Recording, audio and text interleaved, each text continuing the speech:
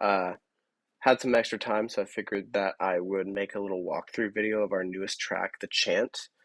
Um, this is a 140 BPM dubstep tune.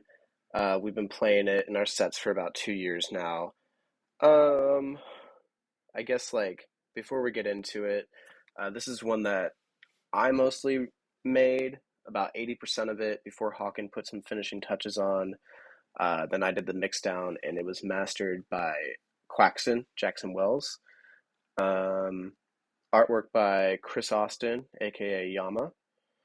Um, and yeah, I think that this song is a cool, like, example of keeping it simple, using just a couple sounds to make a really solid beat. And I hope that you dig the track. So let's dive into this. Uh, so let's talk about the song kind of structure and how all this is routed really quick. So we have a main group, the drums group, or two main groups, the drums group and the sidechain group. The drums is going to be all the kicks, snares, percussion, hi-hats.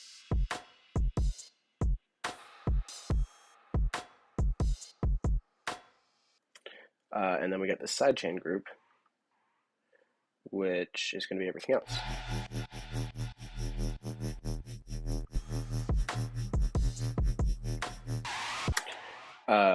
Let's talk about how we did sidechaining really quick. So right down here, you'll notice this Ghost sidechain track. All that is a drum rack. Let me turn it on. With these really short Lex Luger kick and snare samples on there. So the MIDI is coming in from this drum rack, this kick snare drum rack, which is our main kick and snare for the song. So every time one of these drums plays this kick or that snare, you see that the Ghost sidechain is triggering. So it's a really easy way to have your sidechaining set up in a template without having to do much afterwards. Another thing, these are really short samples because I didn't want too much ducking. Here on the sidechain, it's pretty heavily sidechained, but you can totally use the same kick and snare sample or just the kick sample. You don't even have to sidechain the snare. There's a lot of options, but for this song in particular, I wanted both elements sidechained. I felt like it was a good way to keep the groove going.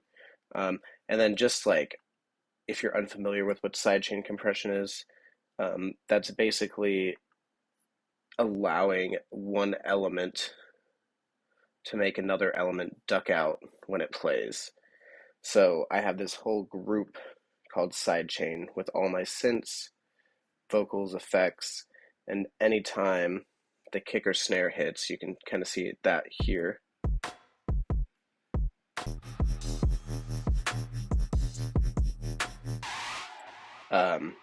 This signal ducks out a little bit, leaving room for the kick and snare, which is, the bread and butter to dance music, especially this style of dubstep. Okay, cool. So that's how we do side chaining. And just real quick, if you look up in the percussion group, we have a side chainer here as well, but the ratio is much lower. Basically, you're still getting some ducking when the kick and snare hits, but not nearly as much. Too much and it kind of throws off the percussion sounds, I feel. So you can kind of hear that here if I were to pull it all the way. It's definitely could be a cool sound and cool effect. You get that super ducked cymbal sound, which I have used in the past, but for this song, I wanted some nice driving percussion. So that's what we left it at. Okay, so let's just take a look at the kick and snare really quick. The kick drum is an RKU sample. I really didn't do much to it. It's tuned down by 1 to match the key of the song. And then there's an erosion. Here's it without the erosion.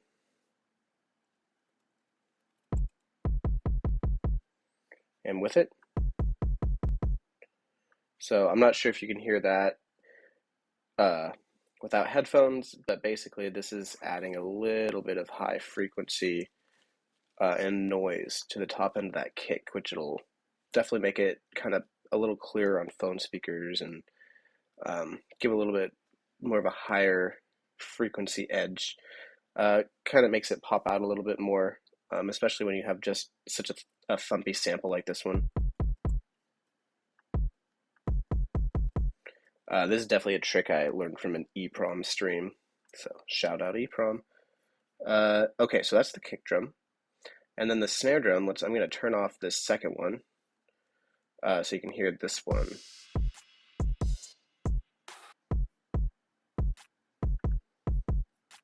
Cool. So this first snare drum is just this oozy clap. It's like really absent. Like it's a pretty thin sound, and it was kind of more just an additional texture to add on top of this Holly sample. There's not much going on processing wise. I probably could have cut out even more in the low end, but this is just my default EQ8 to cut out any unwanted sub frequencies. Cool. So let's mute that and then listen to the Holly sample.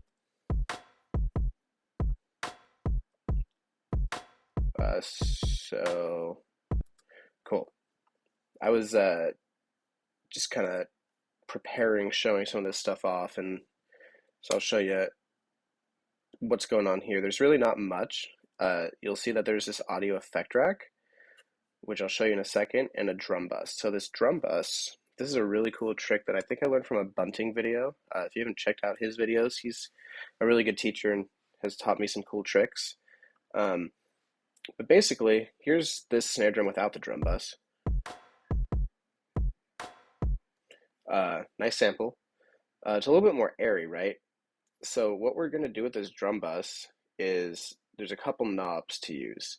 So first off, this damp, it's basically a low pass filter on whatever is playing. So if I have it all the way up,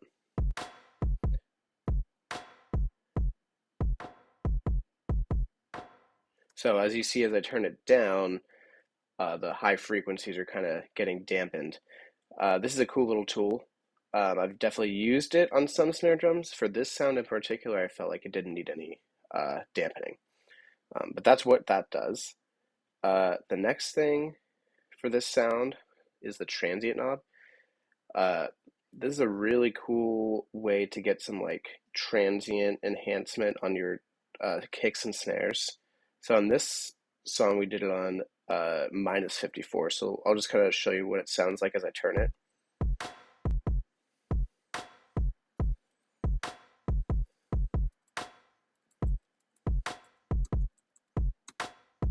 So that's where we have it. And you can hear how much tighter the snare drum sounds. A little bit less airy. And then finally, we took down the dry wet just a little bit, just so it wasn't fully mixed in.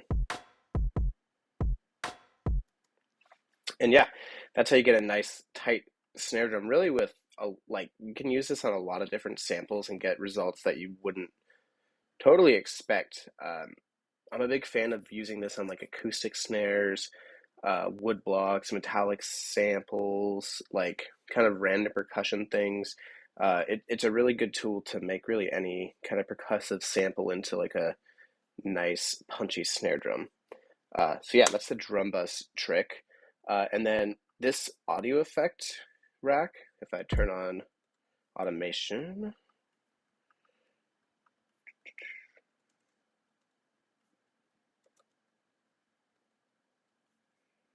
there we go. Okay, so it's off except for during the intro and this break. So all that's doing is it's cutting out the low end, the high end, adding some more erosion noise and reverb to that Holly snare sample. So this is what the intro kick and snare sound like.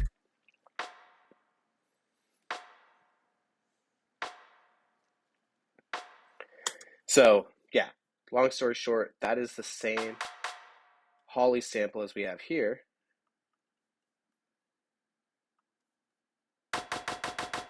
Just with added reverb and some filtering going on, just to kind of make it sit more in the background. Cool, so that is the kick and snare. Let's take a look at the intro hats really quick. This is basically 2 different loops on 3 channels. Starting with this bow sample. It has pretty much a similar effect rack as that snare drum. Cutting out the low end, we've got some Valhalla vintage verb on there, and then this filter automating here. And that's kind of like the build percussion sample for the build up. Yeah, so that's sample 1. Sample 2 is going to be this murder drums loop.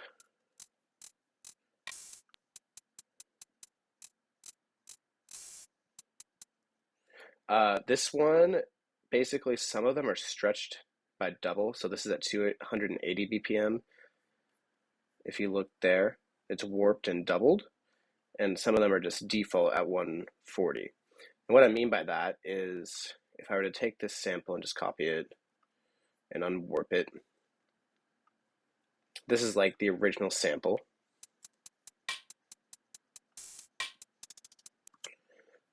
Cool little trap pattern.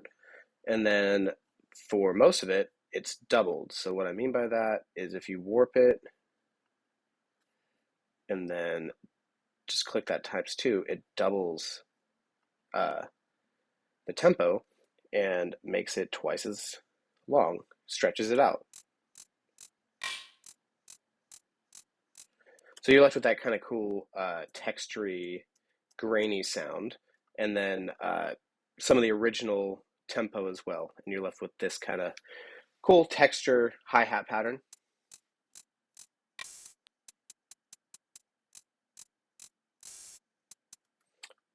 No processing on here. To be honest, I'm not sure if I bounced this down and had processing before, or if I just kept it light. Either could be possible with a percussion group. Yeah, that's that sample. Then this sample is also from that same loop. It's the snare drum sound with some, of course, Valhalla vintage verb. So that's it without it and with it. So here's the whole intro loop.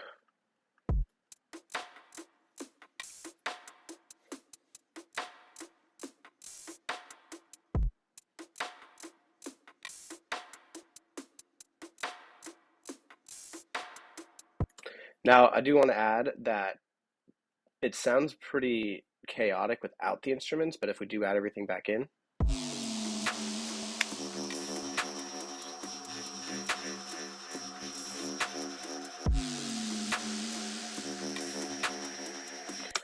when we add everything back in, like all the synths and effects and stuff, I feel like those percussion sounds end up getting washed out a little bit and pushed to the background, which is kind of the goal.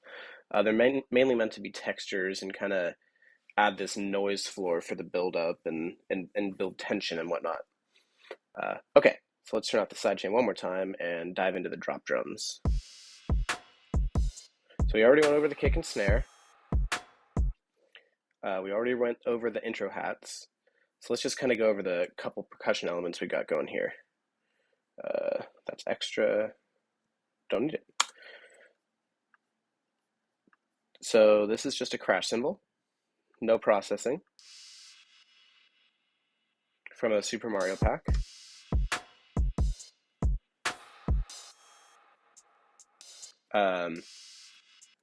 Right here, this is a ride. Not much going on. There was reverb, but I turned it off because I felt like it didn't need it. I wanted a shorter sound. So that's these 2 sounds. And then here's our reverse cymbal sound.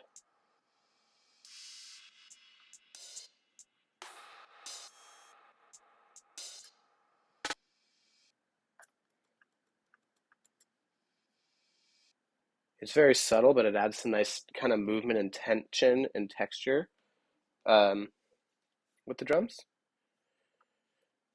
Okay, sorry, my phone was ringing. Cool. This right here is just like a classic aim and break drum sample. A little bit of low end cutoff. Probably could have done more, but that's all that's going on there. And then not finally, got some more stuff. Next, we've got this reverb snare, which is hitting on the second snare out of 4 snare drums. So listen to the whole drum.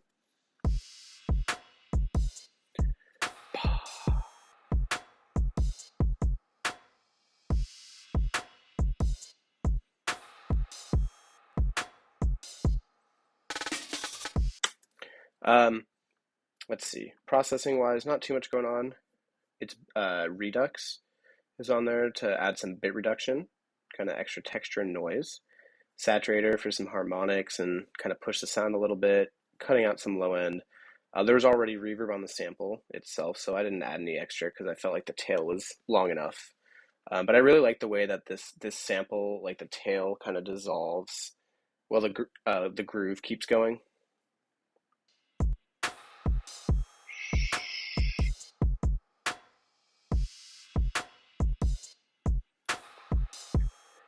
Cool. So that's the reverb snare.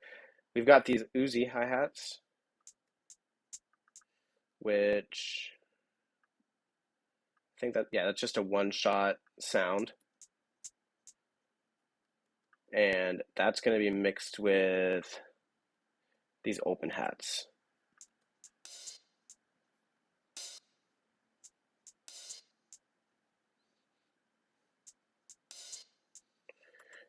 Normally, I'll have these not ever interact, but for some reason, I had the open hat go over,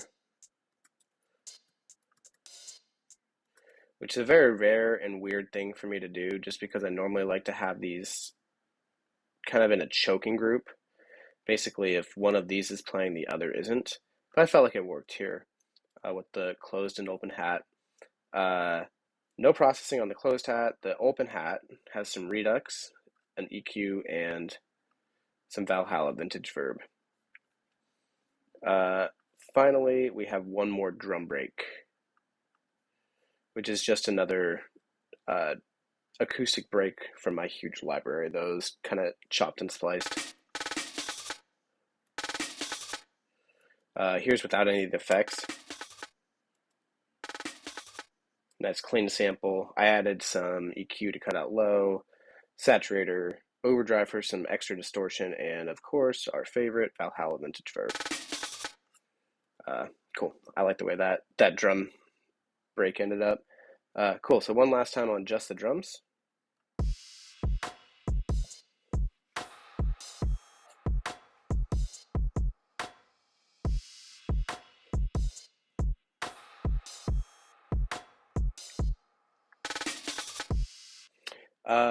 I guess last things, if you go into the MIDI, zoom in, you'll notice that a lot of this stuff is off the grid intentionally. Definitely the snare drums a little bit. The kicks are mostly on there with a couple exceptions. But yeah, you can see how early these snare drums are. And that's really helping to give it that like more hip hop driven groove, a little bit more offbeat, left field. Definitely makes it feel less robotic. And yeah, I think it was definitely a necessity to get the groove in this song going. And then on the drum group itself, I've got this drum rock parallel room glue compressor, which you can literally find just if you look up glue. And I don't even think I changed it. Yeah, it's the same. So I'll turn off the saturator for a second. Here it is with it and without it.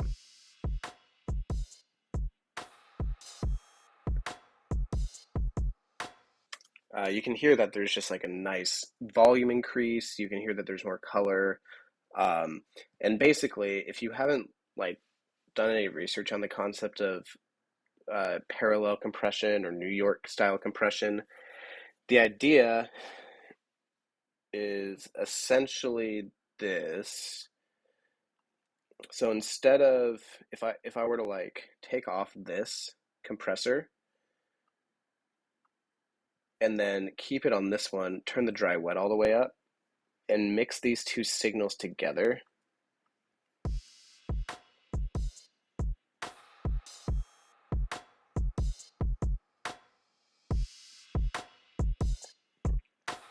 you're going to be kind of left with something similar to if it's just this.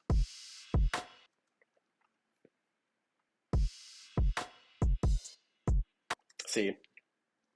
So I guess like long story short, parallel compression is when you mix a dry signal and a compressed signal together to get that kind of meatier sound without like losing some of the dynamic content from the original signal. And Ableton's effects with their dry wet knobs, that's essentially what it's doing. So having this dry wet knob at 64 on a compressor is basically like saying, okay, we're going to mix these two signals together. Some of it's compressed, some of it's not, and we're going to end up with the two sounds, or the one sound from the two. And that's what you're getting here. Just a nice punchy, crisp, compressed signal with a little bit of the dry signal mixed in there too. Okay, and then finally a saturator. I didn't do much with it. It's just on the default analog clip, drive up by 2. I just wanted to get some more harmonics out of the whole drum group. Okay, that is it for drums. Let us dive in first. I have the sidechain group as I showed you, but we also have this bass MIDI group. I just want to show you how most of these sounds, the main sounds, are made. So both of the leads were made with Serum, and I'm going to turn off all the effects for now. So here's synth 1.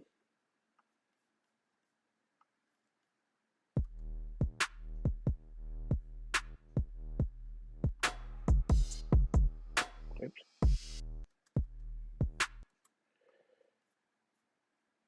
Sorry, the ghost sidechain's on. Let's turn that off. Okay.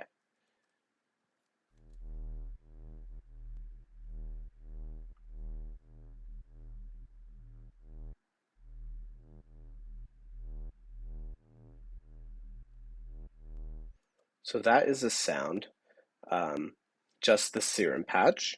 So you'll see that we're using all 3 oscillators, all 4 actually, the noise, sub, A and B.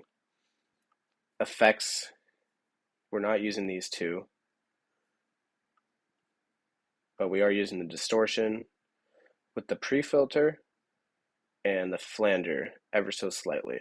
The patch itself, most of our sounds are made with basic shape wavetables.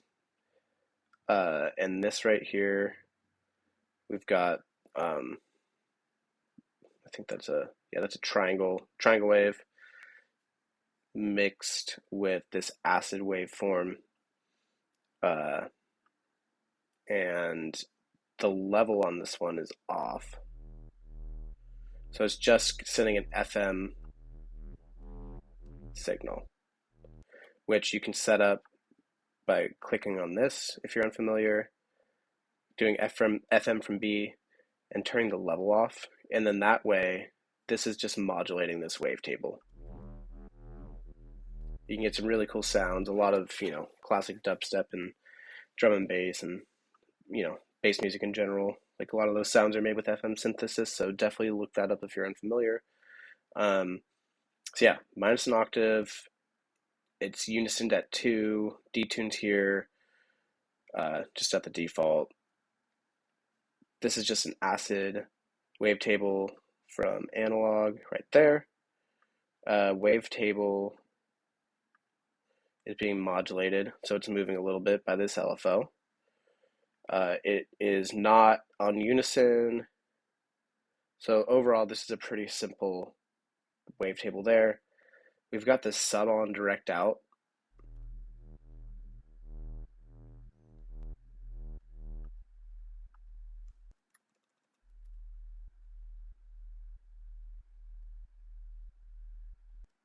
which, as you can hear, it's not really giving much of a sound. So this was kind of used more with the noise oscillator to kind of add some more texture to these sounds, if that makes sense. Cool. So it's a fairly simple patch. Just from looking at this and a quick, brief run through, hopefully that's helpful. And then I think a lot of the magic just comes from the processing. So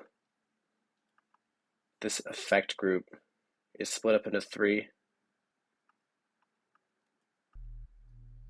Sub, which is cut off at 126. There's a little saturation, some glue compressor. Here's the mid. It's got some redux, erosion, trash, an amp, OTT, saturator, EQ8. Definitely a little bit overdone, but it's kind of how you can get some weird sounds, is just by combining a bunch of plugins and seeing what happens. This was definitely a happy accident, I would say. And then this is the high frequencies, which I think is important to add. There's an auto pan on there, kind of wobbling the higher frequencies at a different rate than these ones.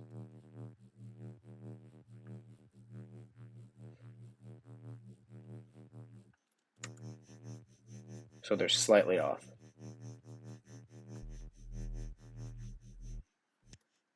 Cool. So that's synth 1, at least the start of it. And synth 2,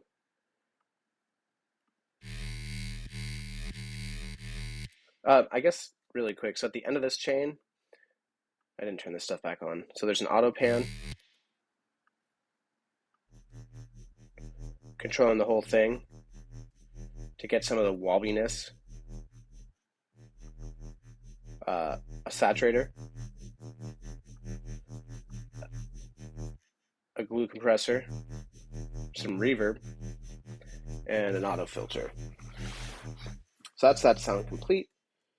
Okay, back to this one.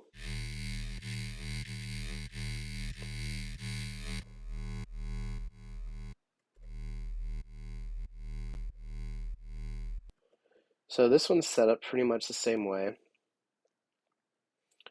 Yeah, I think it was just a duplicate and modified. So the distortion and flanger, those are about the same, I believe. Take a second to look if you want.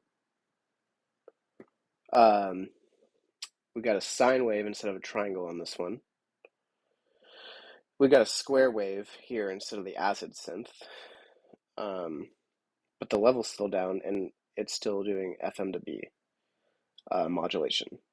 Still got a sub, still got the noise, on the inharmonics too. Using a comb filter.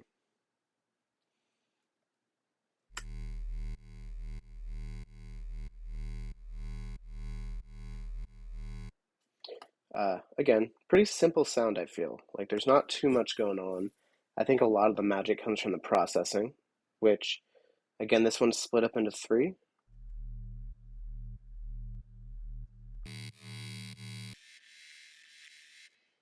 Kind of the same way. The effects change are fairly similar, just with a couple like small changes here and there. Like this OTT's at 96, not 100. I know the EQing is done on the mid-range a little bit differently. But I think the big thing that I want to stress here is that most of our sounds are made with Ableton plugins, minus the synths. Like this song we made about 2 years ago, so Serum was our main synth. Then most of our sounds now are made with Vital, which is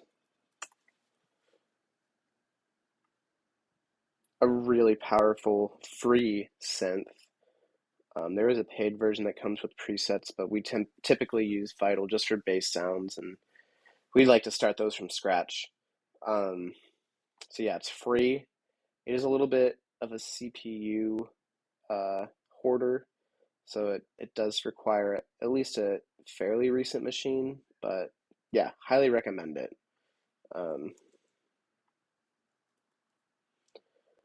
And so yeah, Serum, Vital, and Operator are the three synths that we use mainly for bass sounds.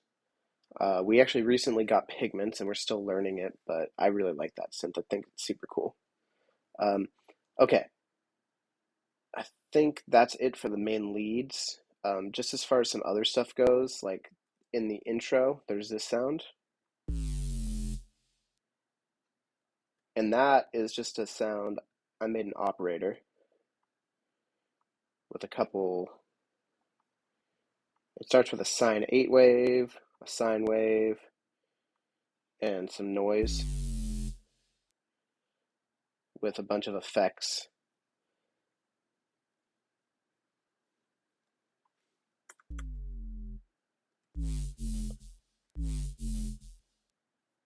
Oops. I think I turned something back on that wasn't supposed to. Yeah, this auto pan wasn't supposed to be. But yeah, saturator to kind of boost some harmonics. Erosion's what's giving it that noise. Or, this erosion.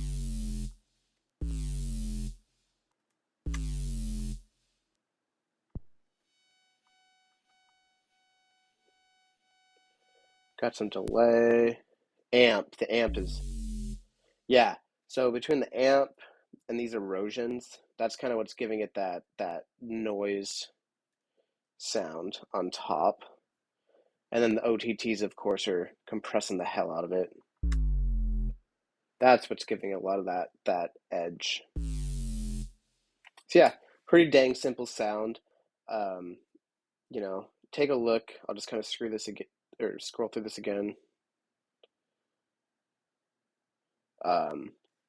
But I think the biggest takeaway is just like break up your processing, you know, cut out some frequencies, reintroduce them with distortion, compress. Erosion is great for adding noise. But yeah, just experiment. You know, this was just me messing around with the operator and getting a cool little impact. Now, I'll show you how it's used in the song in a second. And then the final patch I wanted to show you was this little fill, which I thought was a cool, like, respace kind of fill. Let's turn off these. So you can hear it's pretty different without that processing. And as far as the synth patch goes, same effects, the hyper and some distortion. It's just a saw wave and square wave. No FM this time. Oh, sorry. There's FF from A, so this one's modulating this one, but both of them are on, right?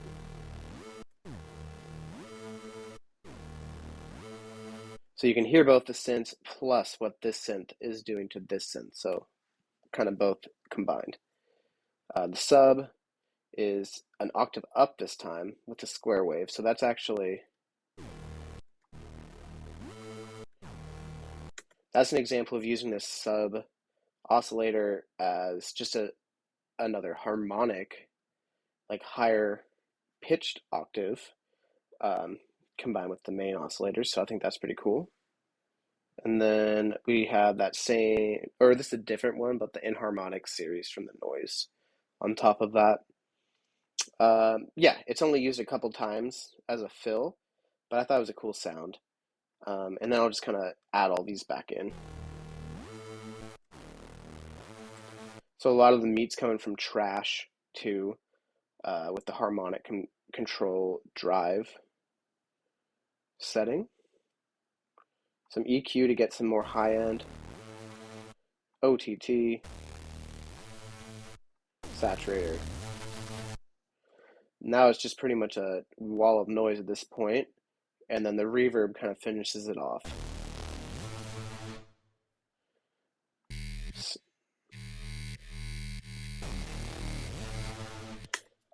Cool. So those are all the synth patches.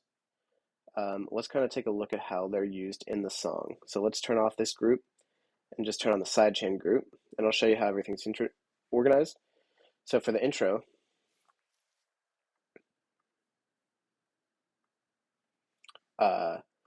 basically what I did is I rendered out a loop with the synths and the vocals here. So the vocal sample, I guess we can start there, is just this Hey Chant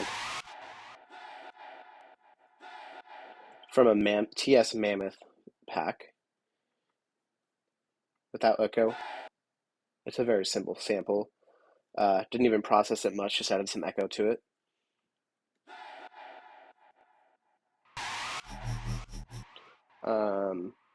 So I did a render of that and the synths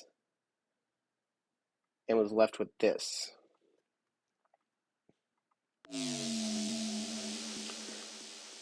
I was left with this audio here to cut and splice. So that's that synth right here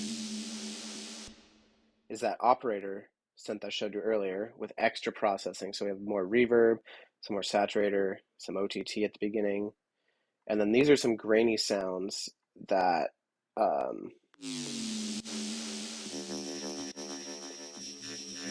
just came from stretching and resampling these intro sounds. So I thought that kind of tied everything together from the intro to the drop. And you'll notice the vocal samples actually here in this intro sounds as well. And it got kind of stretched and manipulated in the process as well. Everything now looks just consolidated and normal, but I did kind of stretch things around to get them a little bit more odd and textury sounding. So that's the intro sounds. I showed you the vocal. For effects, I've got this ambience loop, which I'll show you how the sample sounded originally.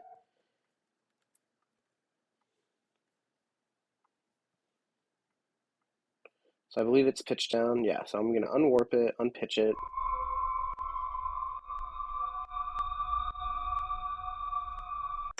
So a cool, like, ghostly wailing sound. But I pitched it down to get it. So I used a tuner to do that. This song is in E minor, I think. Either E or F minor, or F sharp minor. I can't remember. I guess I could look. Oh, E flat minor. Yeah. So, yeah, tune this down to E.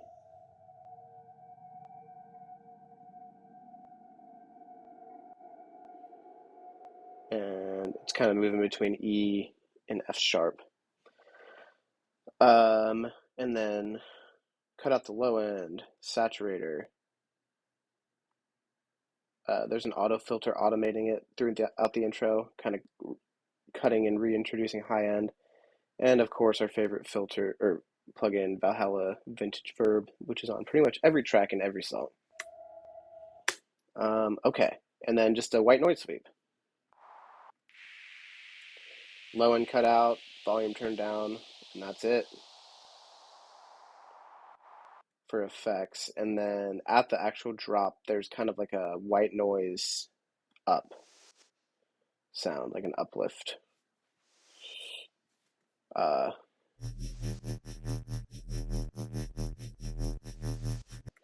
Just kind of another element to glue everything together a little bit. Okay. And then finally, last group, I guess, is the synths group. So I showed you how these sounds were made, the synth 1 and 2. And then these are just like a bounce of that sample.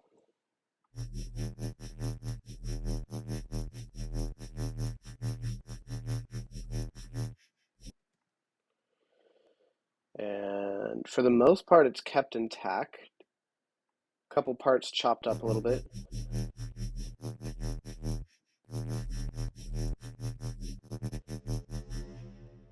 But yeah, for the most part, it was kept intact. And then the second synth, same thing.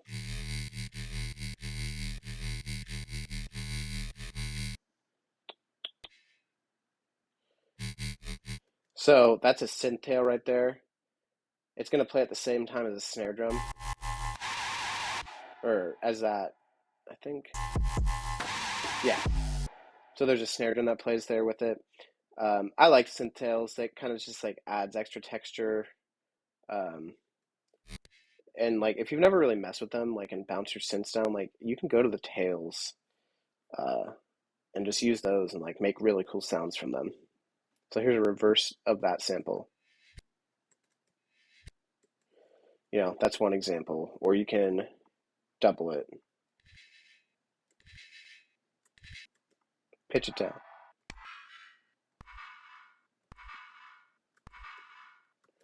Like I could make a whole beat around this sound.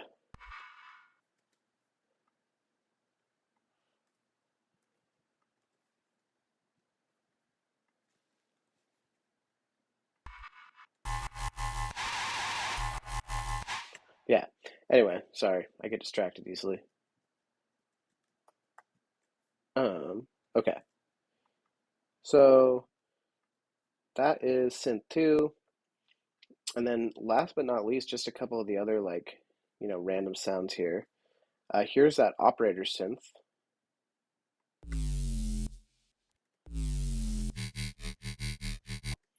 Bounce down. I believe this was made in Granulator. So like when we made the intro sounds, I think we took that and also put it through Granulator. Yeah, which is a great plugin if you're not familiar. It's a Max for Live plugin, which is free and included with Ableton as well. And EEPROM has probably the best like intro and run through videos on how to use it to make like bass music sounds. So I would honestly suggest going and checking those out. But I guess long and short of it, you can drag any sound in there and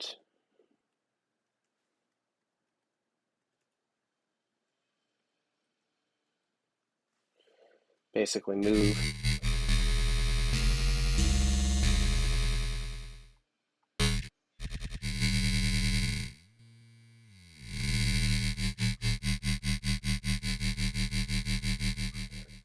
You have endless possibilities with granular synthesis, so that's just like literally the tip of the iceberg, but I would highly recommend checking that out if you haven't. Um,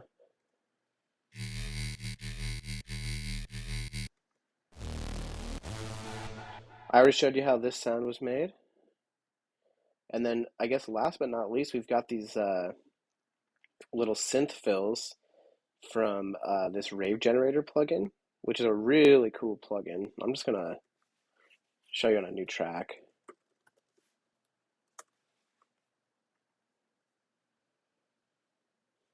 Copy this MIDI. Basically, it is like a sample bank. It has a bit of a weird UI to it.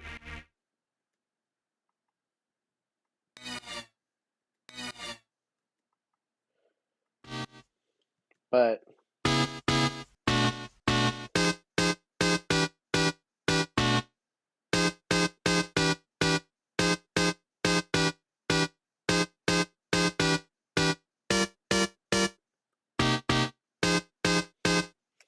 anyway, your classic rave stab sounds. Um, it's a really cool free plugin that another one I think EEPROM posted about or talked about in a stream, and that's how I got it. Um, but I don't know. I'm a big believer in if it ain't broken, don't fix it. And I think that if you're trying to get like a cool emulation or like tip of the hat to the classic rave sounds, like this is the best tool out there for it. So there's two sounds that we used with this plugin. The first one is kind of in the intro and also in the drop as a fill. And this one was kind of kept more to its default sound. It's just the House Nation preset.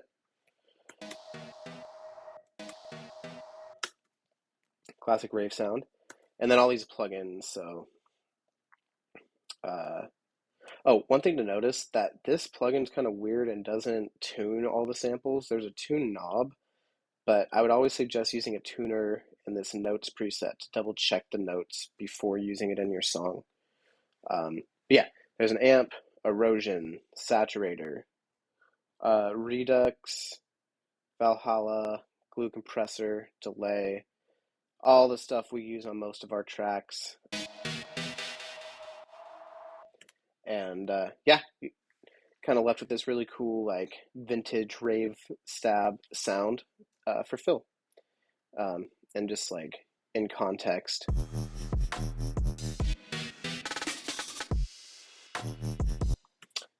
There we go.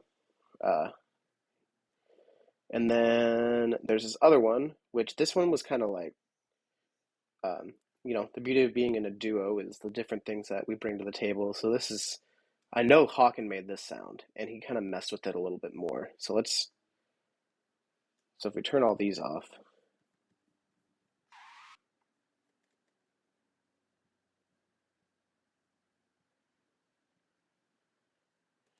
yeah. So I know he used the delay on this Mind Penetration sample.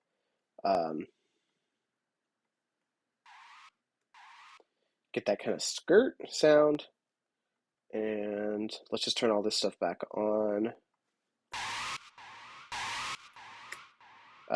Yeah, I don't know. I really like. I thought that was a cool sound for this song. It sounds like somebody pumping the brakes really fast. Reminds me of the Flintstones or something. um, cool. So that's the rave generator sounds, and shit. I think that's the whole song.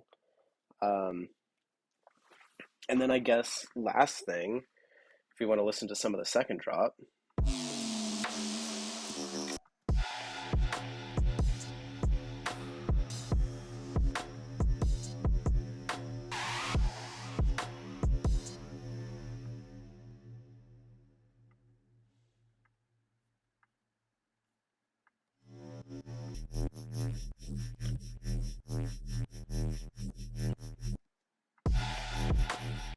Yeah, I don't know how that happened. I think that. Oh, somehow that got flipped up. But anyway, second drop. Same synth. If we were to go look in the MIDI, um, it's the same synth. We just uh, automated this LFO, or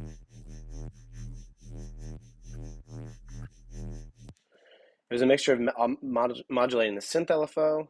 Actually, yeah,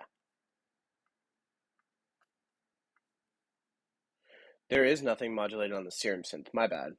It's these auto pans. There's a couple of them on this synth, and if you look up here, this is that quarter note instead of eighth note down here. So if I move that back down, the synth should sound the same as the first drop. Yeah, pretty much same with some other little modulations through there. But yeah, I guess the big takeaway here is that AutoPan is a really cool tool to kind of just throw into your synth chains to get some cool like dubstep movement and wobbles. Some sounds that you might not expect too. Uh, yeah, I'm a big fan of that one. And then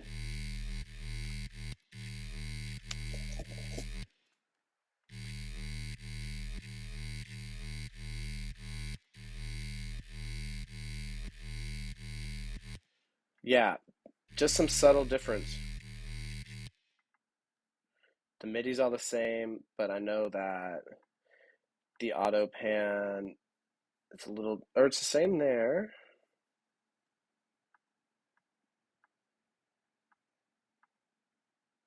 So I think that the second synth we kept pretty much the same. There might be some subtle stuff that's different, but for the most part, it's the same.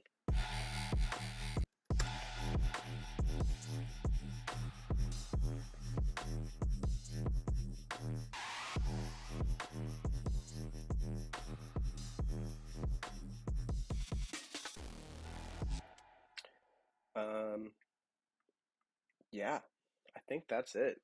I hope that this walkthrough helped you learn a couple things and kind of gave you some insight on how HEIRZ makes music. Thanks for checking it out.